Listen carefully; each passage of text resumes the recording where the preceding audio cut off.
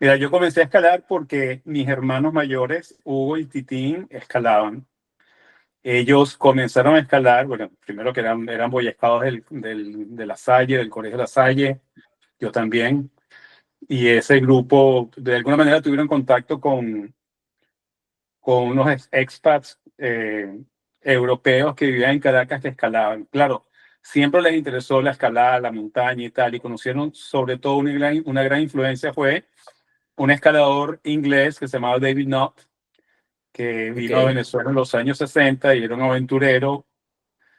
Y él, digamos que apadrinó un poco a mis hermanos mayores y como consecuencia yo tendría 10 11 años cuando comencé a salir con ellos. Yo también, o sea, yo fui de retruque, caí en ese grupo, ¿no? Mis hermanos mayores tendrían 17 18 años, yo tendría 10 11 años.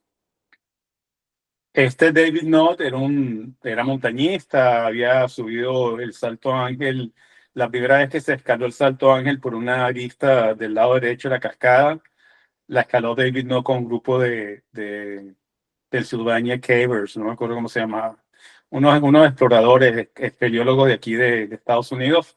Ellos fueron, creo que fue en el año 70, 69, no me acuerdo. Después mis hermanos volvieron, hicieron la primera repetición de esa ruta en el año, no recuerdo exactamente, pero alrededor del año 76, probablemente. setenta ok, y seis o 77 con Ramón Blanco. Y bueno, yo escalaba de chamo con ellos. El sitio de escalada de Caracas, había pocos lugares de escalada realmente. El principal lugar de entrenamiento de la gente en Caracas es un grupito muy pequeño, que está un Guinán, Alfredo Guinán, era uno de los que escalaba. Había un alemán que se llamaba de apellido Schweitzer, que el hijo vive en Perú y vuela parapente. Estaba Ramón Blanco. Esta es toda gente mayor que yo, o sea, Ramón tendría hoy día 89 90 años, ¿no? sí, Te hablo de gente que tiene 20 30 años más que yo. ok, Daniel Genot, que era un suizo, un amigo muy cercano suizo que también escaló en aquella época, y Stephen Platt, que fue otro inglés que vivió en Venezuela, pero sobre todo yo creo que el motor principal detrás de eso, que trajo la escalada un poco más técnica a Venezuela, sobre todo a Caracas, fue David Knott. Eh, David Knott llevó a mis hermanos a escalar a Mérida, escalaban y entrenaban en Caracas en la Piedra de la Cotamil. No sé si la conoces, era una roca en la castellana, ¿no? la Piedra de Castellana, si nosotros le llamamos la Piedra de la Cotamil en aquella época. Ok, Y allí habían varias rutas y bueno, era chévere, ¿no? Era como un sitio básico. En aquella época, te estoy hablando cuando yo tendría 10, 11, 12 años, se escalaba con botas rígidas, con botas Galivier. De ok, hecho, las primeras botas de fricción que hubo, o si no las primeras, las segundas, me las regaló David Knott a mí cuando partía de Venezuela, porque él dejó Venezuela en esa época, en el año 81, 82. No, perdón, en el año 76, 77, ok, dejó Venezuela. Y me regaló un par de botas de fricción, una Super Gratón EB, que yo creo que me las regaló a mí porque yo era pequeñito en ese momento, ahora yo crecí después y no me hubiesen servido. Y esas botas me las regaló él a mí porque él tenía el pie pequeño. Y con esas botas, pues yo volaba. Mientras todo el mundo estaba escalando con botas rígidas, yo tenía una facilidad enorme.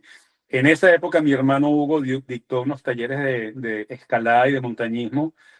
En esos talleres, uno de los alumnos, había dos alumnos que consecuentemente nos hicimos amigos y fuimos a escalar. Eran igualmente personas mayores que yo, 4 5 años, 6 años. Uno de ellos es Alejandro González Iñero, era del ujú, Centro Excursionista Loyola, y el otro Manuel Guariguata, también del Centro Excursionista Loyola. Con ellos yo comencé a escalar más y más y más y me metí mucho más en la escalada en roca y con ellos comencé a ir a La Guairita. La Guairita en aquel entonces, estoy hablando del año 75, 76 ok, o antes, 73. Era un taller mecánico que tenía, bueno, tenía esta gran roca, pero todas eran talleres, eran dos talleres mecánicos por donde tú entrases y eran cerrados al público. Nosotros nos hacíamos amigos de los dueños y nos daban pasar por un lado, por un costado. Había perros, había una cantidad de maquinaria, de basura industrial, de cosas por todas partes. Tenías que ir con cuidado para no cortarte, ¿no? En esa época fue que nosotros comenzamos a ir a La Guairita. Ya había ido gente de la Sociedad Venezolana de Espeleología a hacer, a Ok, visitar algunas cuevas ahí, ¿no? Y habían ok. levantado planos de algunas cuevas. Hay 2 o 3 cuevitas pequeñas. La primera vez probablemente que fuimos fue con Hugo, mi hermano, pero ya Hugo en ese momento estaba como instalado en Mérida, iba a la universidad, estaba haciendo su tesis de grado en Mérida, en los Andes, en el Páramo. Y Eñero y yo fuimos los que nos metimos ahí de cabeza. Había otro escalador del mismo grupo de nosotros que se llamaba Alberto Ceres. Ok. Desgraciadamente, Alberto era un biólogo botánico de la Universidad Central que trabajaba con el Instituto Botánico de la universidad y él falleció en un viaje al Amazonas. Cogió 2 paludismos, 2 tipos de Wow. paludismo y falleció así, pero de una forma terrible, ¿no? Y bueno, se nos fue, pero era uno de los iniciadores de la Guairita. Y ahí comenzamos este pequeño grupo y el grupo se le fue sumando gente. Comenzamos a limpiar las paredes. Todo lo que se ve en la Guairita ahora estaba cubierto, no todo, pero una gran parte estaba Ok. cubierto por una cortina de vegetación que nosotros fuimos limpiando. Subíamos por un costado y cortábamos esa cortina de vegetación y quedaban las paredes limpias. Nada que ver Wow. con lo que es la Guairita ahora, aunque recientemente volví y también la huellita cambió porque cuando yo escalaba se veían las paredes, ahora no se ven, pero no es porque hay una cortina de vegetación pegada a la roca, que era lo que pasaba en aquel entonces, sino que ahora hay árboles que crecieron muy altos y tapan la roca, ¿no? Eso no era así en el pasado. Y Ok. creo que de las primeras rutas que se abrió, no recuerdo si se abrió con Hugo o con Wilmer Pérez, que era miembro de la Sociedad Venezolana de Espeleología, o Lestia, no recuerdo, pero la primera ruta era un diedro muy fácil, muy sencillo, que llegaba a un árbol que está al lado del bautizo. Ok. Esa fue como la primera ruta que se abrió y bueno, en aquella época eso era una gran cosa, ¿no? Y después comenzamos Ñero, yo y Manuel y después se nos sumaron, cuando ya yo estaba un poco más grande, se nos sumaron José Luis y Chuti y otros escaladores, Henry González. Comenzaron a escalar allá y a abrir rutas, abríamos rutas. Henry tenía como su grupo de escaladores que abrían rutas por un lado, nosotros abríamos rutas por otro lado. Había otro chico que se llamaba Freddy Villegas, um, Marcos Bustamante, que él falleció también en un accidente. Yo empecé a escalar con Marco, justamente. ¿Tú escalabas con Marco? Sí, bueno, yo tenía 12 años, pues, pero cuando empecé, la primera vez que fui a La Guairita fue hacer como un curso con Marco, Claro. justamente. Sí, Estaba Sombra, que bueno, que es el claro. guairiteño por Sí. excelencia. O sea, hubo un momento que como que la guarita tuvo, bueno, estaban Café, David, Oscar Godoy, David Castillejo, Oscar Godoy, Juan Manuel Castillejo, Raúl Castillejo, que son 3 hermanos de San Ignacio, que fueron muy activos en los años 80. Y bueno, después llegaron otras generaciones de gente más joven. Yo comencé a apartarme de la güerita, tuve un hiatus en los 80 porque yo vivía en Mérida y estaba metido en el monte, pasé unos años viviendo en el monte y entonces en esa época yo me separé un poco de la abuelita. Después regresé, te estoy contando un poco mi historia porque es lo que sé. Sí, sí, Después sí, claro. regresé y ahí tuve como un segundo aire con la escalada y abrí unas cuantas rutas que eran como las más fuertes, entre las más fuertes que se habían hecho en ese momento en la abuelita y por ende creo que en Venezuela. Ahora el nivel es otra cosa, ¿no? Sí. Después en algún momento llegó un chico, llegó gente, Igor Martínez también fue un propulsor. Se comenzaron a establecer más vías. Mira, los años, con exactitud no podría decirte cuáles son los años, pero yo me mantuve activo en la Guairita como hasta el año 92, más o Ok, menos. Que yo viajaba, venía a California, escalaba acá, regresaba, hacía cositas, José Luis también. Ahí, y bueno, y luego la gente comenzó a meter clavos de expansión y abrir otras. Eso fue un poco después que yo me fui. Yo puse alguno que otro clavo de expansión, muy poco, casi nada. Pero ok, después entró la gente, la gente entendió que había que abrir rutas, había que aprovechar los espacios donde no había protección posible, claro. ¿no? Entonces ahí se comenzaron a abrir otras rutas. Yo creo que uno de los que tomó esa iniciativa con más seriedad fue Igor. y también otra gente que no recuerdo los nombres. Yo a partir de ese año comencé a tomar fotografía y me olvidé de la escalada. Y probablemente estoy cometiendo el error de omitir nombres de personas con las que escalaba, que me acompañaron o que yo acompañé en aquella época. Si es así, bueno, disculpa a toda esa gente, ¿no? Pero tengo pésima Claro, memoria. Hay rutas que son muy obvias ahora, pero lo que había antes eran panales claro, de pegones que no podías utilizar la grieta. La Guarita era un sitio muy pequeño, pero era como el templo donde todo pasaba porque no teníamos otro lugar.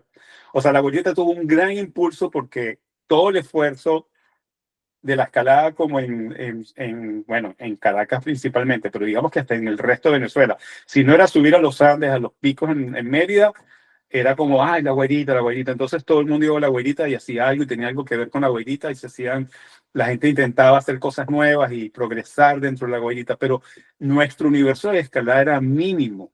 Eso era ok, todo. Era muy pequeño, o sea, salíamos a los morros de San Juan, hacíamos algo en los morros, pero era como la guairita era el epicentro de todo ese movimiento de escalada.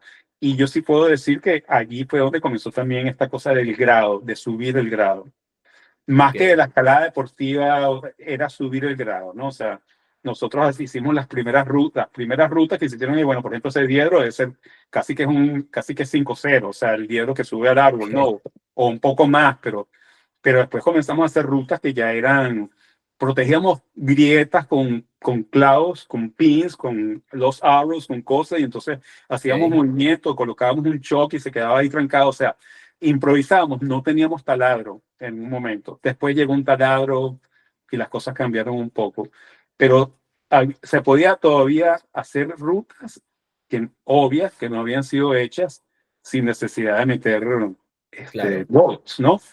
Y luego, algunas de las rutas que hicimos, la gente le puso bolts, que eso también a mí me parecía medio raro, pero si ya las hicimos son así, protegiendo natural, o por qué vas a ponerle bolts, pero bueno, eso pasó, ni siquiera para enjuiciar ni criticar nada, eso ocurrió con muchas rutas en la Guairita, ¿no? claro. Pero otra cosa que me sorprendió es que hay muchas rutas de las que nosotros abrimos y limpiamos y digamos que creamos, que las descubrimos y las hicimos, tienen nombres que no tienen nada que ver con los nombres que nosotros le pusimos, ¿no? Cuando yo voy allá me dicen, y esa se llama así, y esa, hace como 2 o 3 años estuve, y la gente me decía, no, esa ruta es tal cual, y decía, bueno, pero esas rutas no eran nombres. Yo por lo menos en muchos casos ni me acuerdo cuáles fueron las rutas que yo abrí. En Ok, otras sí, en otras muy obvias, pero en otras rutas que yo no sé si la abrí yo o la abrió José Luis, el primer, o sea, quién fue el primero, la trabajamos juntos porque siempre todo lo trabajábamos juntos, igual con el Ñero, ¿no? El Ñero es ok, Alejandro González. sí, Pero era un tiempo bastante diferente. Lo que sí es definitivo es que a finales de los 80 fue que hubo un gran esfuerzo por subir el nivel, el grado de dificultad. ok, Y entrenábamos muchísimo. Descubrimos otra piedra que está ahí en Parajo del Este, con eso, bueno, lo descubrimos, no, ya habíamos ido, sabíamos que estaba ahí, pero fuimos, hicimos un par de rutas, o sea, el Peñón.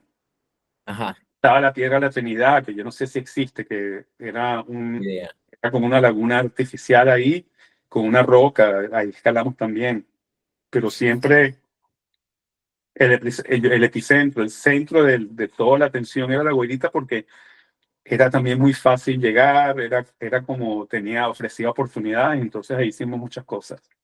alguna ruta así que te acuerdes que era que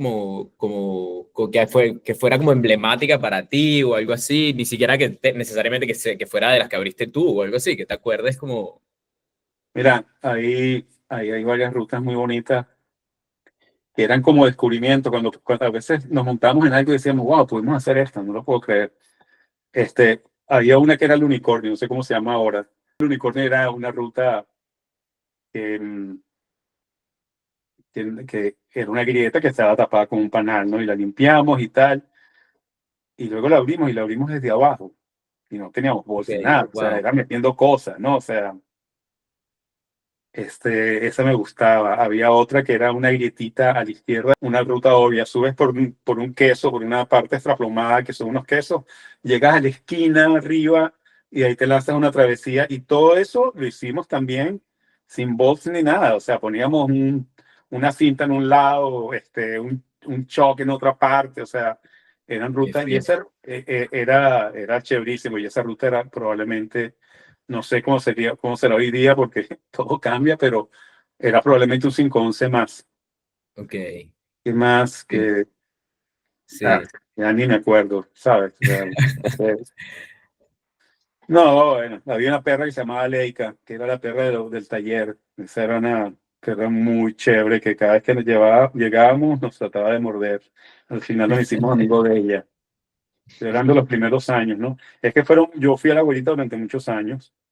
claro, me imagino. Definitivamente, yo creo que habré ido la primera vez en el año 75, 76, y estuve yendo a la abuelita, bueno, como hasta el 91, 92. Entonces fueron casi 20 años de ir a entrenar, la mayor parte del tiempo que iba a hacer, iba a la abuelita a entrenar, ¿no? Yo hacía travesía Ok, desde abajo, que eso, por cierto, estuve en la travesía hace como un año y medio, un año, y me pareció que nadie la hacía, ¿no? Que está toda montada y que está toda sucia, ¿no? Para nosotros es un entrenamiento buenísimo. Comenzábamos abajo, justo al frente, al principio del techo de Alberto.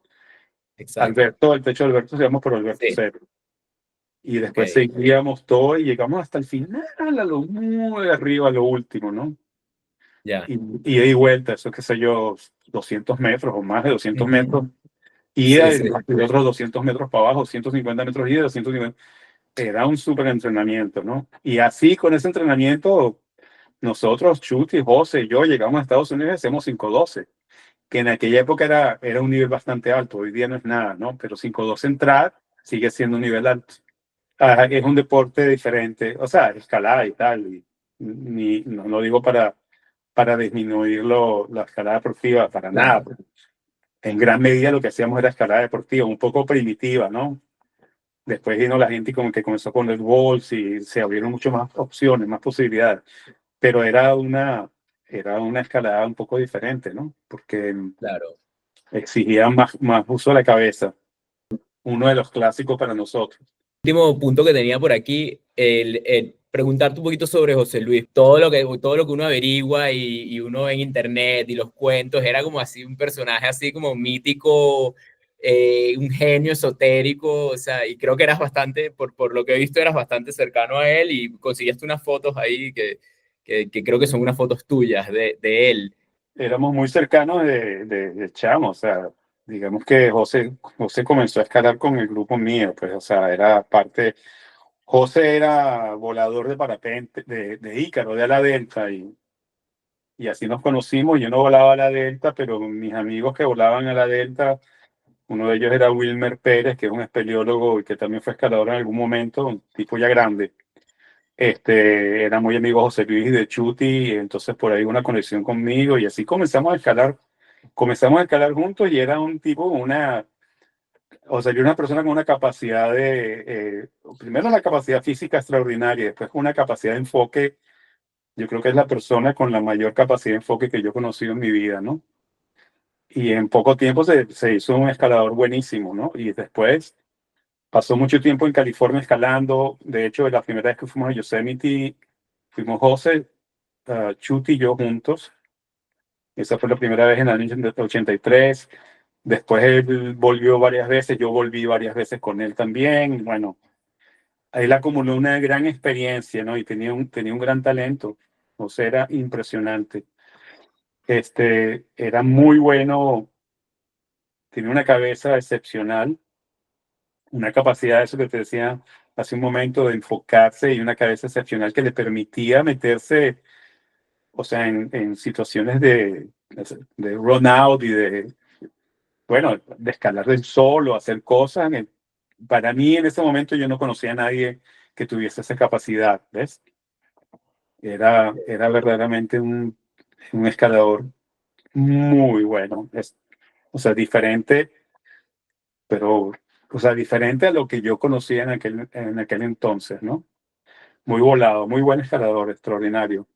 Y aquí dejó huella, aquí la gente en Estados Unidos lo recuerda muchísimo. Él fue como una gran influencia para Dean Potter, por ejemplo, Sí, eran amigos. Bueno, Dean Potter escalaba muy bien, pero José le mostró, también le abrió como un camino espiritual. El José estaba en esta onda de no sería chamanismo, ¿no? Pero sí está una búsqueda espiritual constante, ¿no? Yo he visto que sí, que habla mucho de De Don Carlos Juan de Castaneda. Castañeda, sí, eh, sí. eh, Esa era una influencia muy grande en su vida. Pero José era un ser mítico. Todos los que lo conocimos lo extrañamos siempre. Siempre está presente entre nosotros. Henry González hizo unas rutas durísimas en la huellita en aquella época, unas rutas de ditos, yo no me acuerdo cómo se llamaban, que están en un morrito, una roca separada del morro principal. No sé si las conoces esas rutas. Sí, creo que, bueno, puede ser quizás si es la piedrita esa que tiene unas rutas durísimas, esa es como Matarile y todas esas de Mire, ahí, esas son sí, rutas de Henry que son, bueno, pues durísimas, sí, estas también son rutas de visionarios, porque esas son de las primeras rutas también que le colocaron bolts, porque esas no se pueden hacer sin bolts. claro. Esas son, yo creo que esas eran de las rutas más duras en el momento, ¿no? Esas las hizo Henry. Henry escalaba con un chico que también escalaba mucho allá, que se llamaba Nené. No me acuerdo el apellido de Nené. Nada, hubo un montón de gente que en esos años que iban a la huellita con frecuencia, algunos eran creativos, otros repetían, pero siempre sí hubo un movimiento pequeño, pero constante, de gente que escaló en la huellita desde los primeritos años, no, pero ya cuando había pasado 5 años, 6 años, se comenzó a llenar de gente. Esta foto que conseguí de José Luis en Stayfree, creo que es tuya, ¿verdad? Esa la tomaste tú, según Esa la tomé yo. sí. Esa foto la tomé yo, le dije que se pusiese esa franela ridiculísima rosada, que era de una amiga que estaba ahí con nosotros.